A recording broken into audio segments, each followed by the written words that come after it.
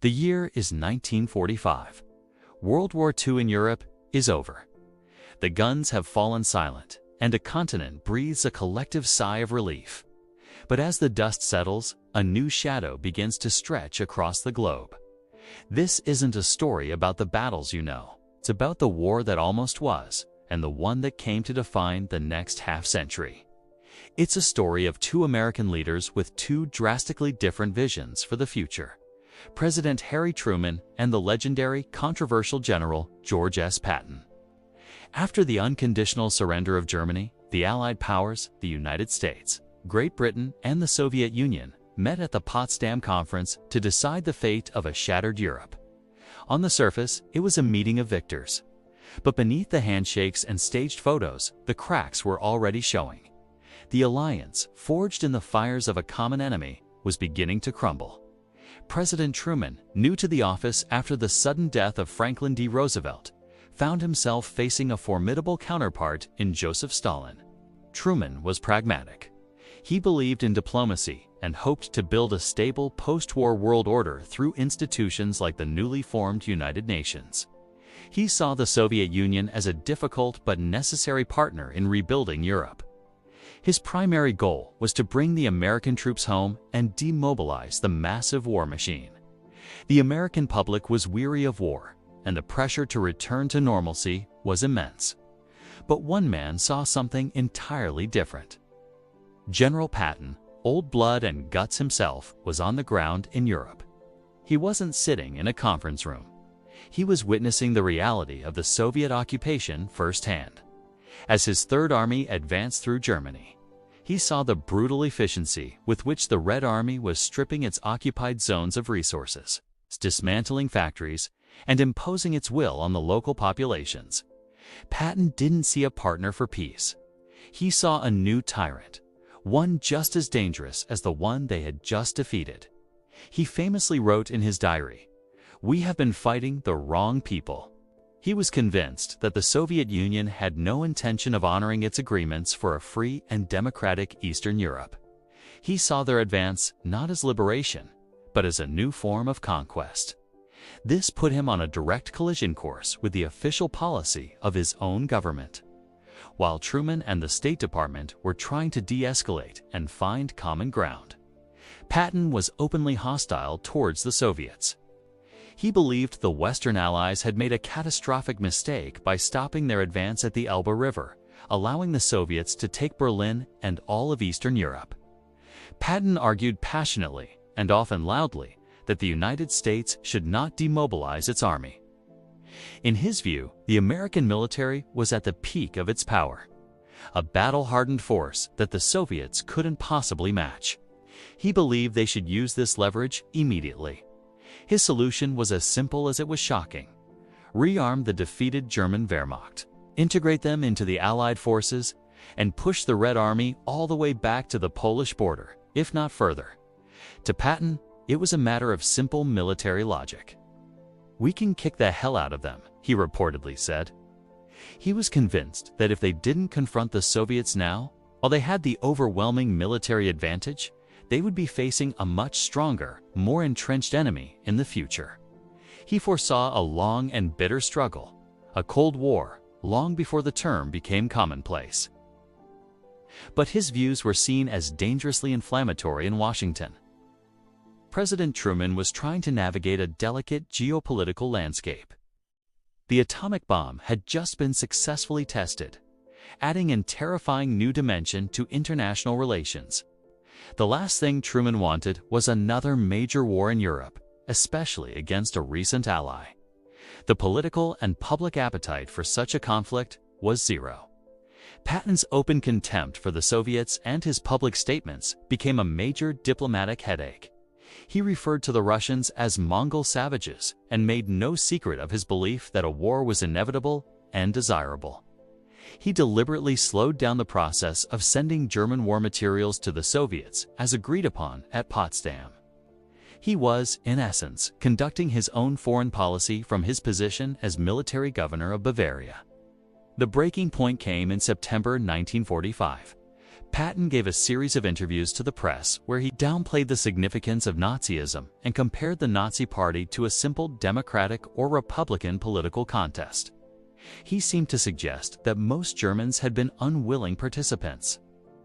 The outrage was immediate, both in America and among the Allies. For a war-weary public, this was a step too far. It sounded like he was excusing the very enemy they had just sacrificed so much to defeat. General Eisenhower, his longtime friend and superior, was forced to act. He had defended Patton's battlefield conduct time and again, but this was a political disaster. Eisenhower relieved Patton of his command of the Third Army and his post as military governor. It was a stunning end to a brilliant military career. Patton was reassigned to a paper-pushing command, a book-writing army, as he bitterly called it.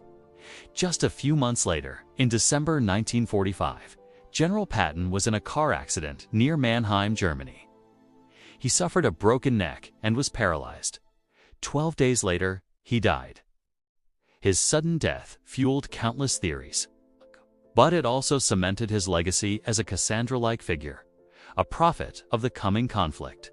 So, who is right? Truman's approach of containment and diplomacy avoided a direct hot war with the Soviet Union, World War III, that could have turned nuclear. He sought to build a world based on international law and cooperation, even if it was a tense and often adversarial cooperation. His policies laid the groundwork for the Marshall Plan, which rebuilt Western Europe, and the formation of NATO, which created a strong defensive alliance against Soviet expansion. On the other hand, Patton's grim predictions largely came true. The Soviet Union did install puppet communist regimes throughout Eastern Europe, lowering an iron curtain, as Winston Churchill would later famously call it. The Cold War that Patton foresaw became a reality, dominating global politics for the next 45 years. It was a period of proxy wars, nuclear standoff, and ideological struggle that cost countless lives and resources. Could Patton's radical plan have worked? Could a swift military action in 1945 have prevented the Cold War? It's one of history's great what-ifs. A war with the Soviet Union at that time would have been horrific. The Red Army was massive, and while the US had the atomic bomb, its full strategic implications were not yet understood. The human cost would have been staggering. Yet, Patton's supporters argue it might have saved the tens of millions who lived under Soviet oppression for decades. It's a debate that highlights the fundamental clash between the soldier's mindset and the diplomat's. Patton saw a clear and present military threat and wanted to neutralize it with overwhelming force. Truman saw a complex political problem that required patience, negotiation, and strategic containment. The story of Truman and Patton in the summer of 1945 is more than just a disagreement between two powerful men. It's the story of a world at a crossroads. It represents the very moment the alliances of World War II fractured and the battle lines of the Cold War were drawn. One man wanted to bring the boys home and build peace through diplomacy. The other wanted to finish the fight and crush a future enemy before it could grow stronger. In the end, the world got neither a clear victory nor a lasting peace, but something in between, a long, tense, and uncertain twilight struggle. By September 1945, General George S. Patton's reputation in occupied Germany oscillated between admiration and alarm. To the soldiers who served under him, he remained the thunder of victory. But to his superiors, he was a political storm forming on the horizon. The war was technically over, yet his energy demanded new enemies. And in post-war Europe, one adversary loomed large: the Soviet Union. Conversations in staff tents and officers' messes turned increasingly toward uneasy questions. What if Stalin's armies never withdrew? What if yesterday's ally became tomorrow's invader? For most, these musings were venting. For Patton, they were strategy. He had seen the Soviet front in the last days at the Elbe and recognized neither friendship nor restraint in their eyes. The Red Army had bled the Germans white and marched forward with possession, not partnership, in mind. He began to believe that preemptive firmness might be the only safeguard for Western civilization. Patton's thoughts hardened into a startling idea. The German army had been dismantled, its officers languishing in prisoner cages, its weapons locked away under Allied seals. Yet within those battered formations, he saw operational genius and manpower unmatched by any Western force.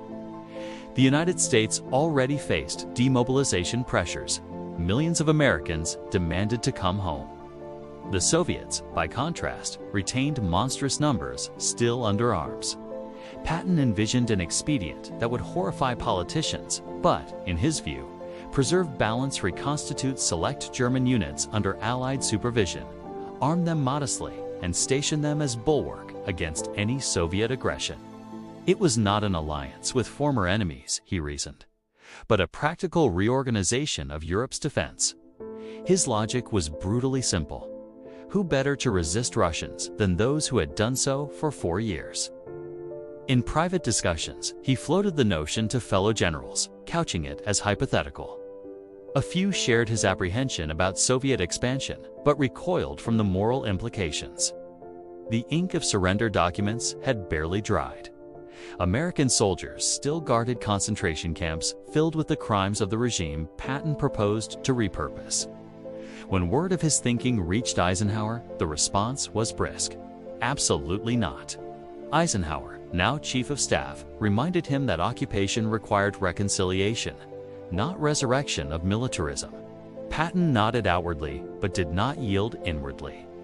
Colleagues noticed his language growing sharper, his references to our real enemies in the East less coded. Across the Atlantic, President Harry Truman governed an exhausted democracy. The atomic bomb had ended the Pacific War, but peace brought fresh strain, economic reconversion, labor unrest, and the first flickers of Cold War rivalry. Reports from Europe of Patton's remarks filtered through diplomatic channels, growing more sensational with each retelling. Some claimed he wanted to unite Wehrmacht remnants immediately under American command. Others that he advocated an outright offensive to push the Soviets back to their pre-war borders. The rumors reached the White House in early October. Truman, who had once admired Patton's brilliance on the battlefield, felt dread rather than pride. The president, blunt by temperament, told aides that the people have had enough of generals running the world. When Truman summoned briefings from the War Department, advisors emphasized the delicacy of Allied relations. At that moment, the United States still shared control of post-war councils with Moscow and London.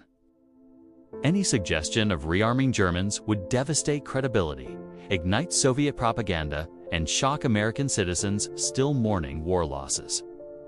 The president concluded that Patton's flamboyance now threatened foreign policy itself. Meanwhile, British liaison officers stationed in Bavaria reported that Patton's subordinates spoke openly of cooperation with defeated German administrators. To them, it was expediency. To Western diplomacy, it was dynamite.